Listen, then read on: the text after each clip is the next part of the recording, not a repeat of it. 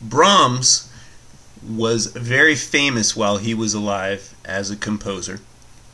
And as far as the Romantic period goes, he was probably the most classical type of composer.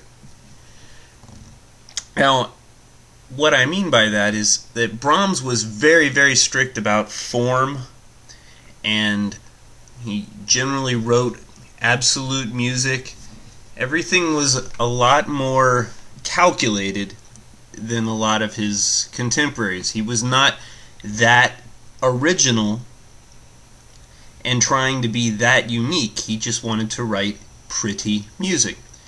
Now, the things that made him a romantic composer were very complicated rhythms, somewhat irregular phrasing, lyrical melodies, and the music did display a strong, passionate nature, but again, it was mostly absolute music.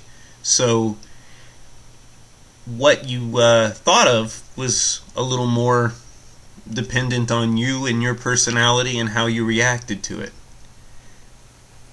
There's a picture of Brahms in the chapter 12 book. He was kind of a stocky, chubby guy. Looked a little like he could have played Santa in a mall.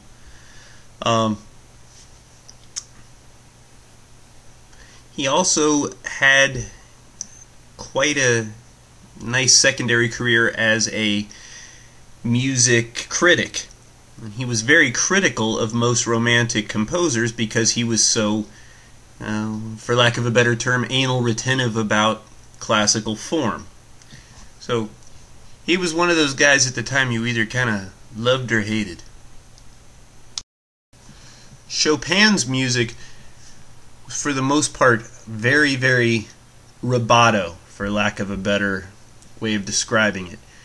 What rubato means is that the pulse is not kept very strict.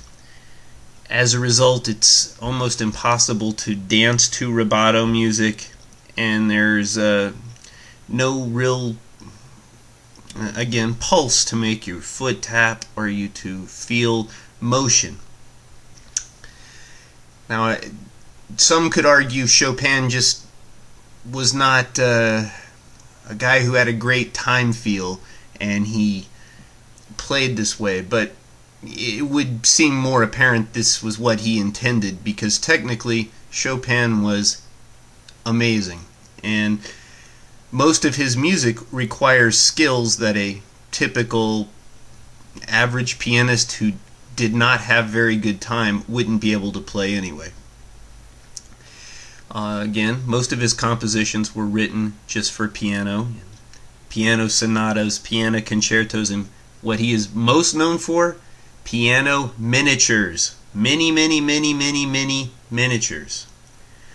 Now, Chopin used a lot of chromaticisms, and in using those chromaticisms, got some very interesting harmonies that sometimes are just flat out dissonant, but generally take you to a nice resolution. His melodies often have so many extra notes around the main melody. That's what's meant by him being elaborately decorative, or elaborately decorated. Instead of dun dun dun dun, just add a bunch of extra notes to get to where he's going. And part of that is probably what led to the very rubato playing style. The ability to squeeze all those notes in and not make it just sound like mayhem. Felix Mendelssohn, like Brahms, was something of a traditionalist. He came from an extremely wealthy family and really never had to work for much of anything. He was extremely well educated, and his family supplied him with his own orchestra as something of a toy. He could play and perform for whoever he wanted, because heck, if they didn't want it, well, his let's say he wanted to play at the local town hall. Oh, you don't want him? Okay, my parents will buy the town hall and I'll play for it that way. So basically, Mendelssohn had to struggle for nothing.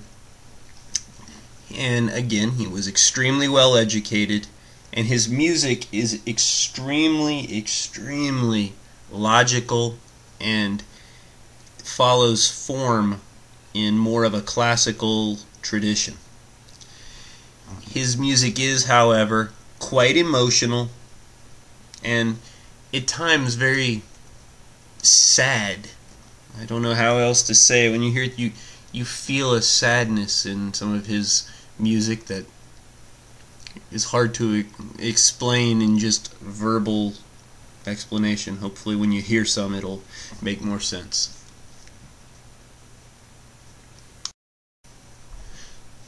Not to be too serious, this is meant to be kind of funny. Schubert lived sort of the life of the typical musician. He was not the most healthy guy, and really made it through life by being something of a bum and getting money from his friends, selling a few pieces of music, and giving some private lessons. A lot of his compositions he wrote just as lessons. He was able to write music very quickly, and his primary compositional output was from writing short art songs. So it makes sense a lot of those were written just as little studies to help out students. That's not to say they all were.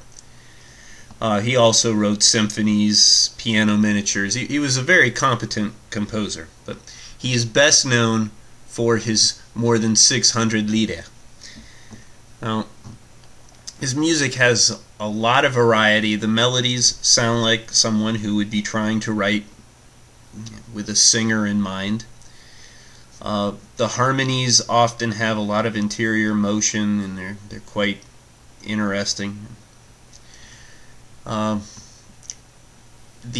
piano accompaniments usually don't get in the way of the poetry that they're being written on when he writes, but there's often a lot of little fills that are repetitive to be little catchphrase type things of music between the vocal parts. Schubert, again, was a very gifted musician, but he really didn't live a life that would have allowed him to showcase his full abilities.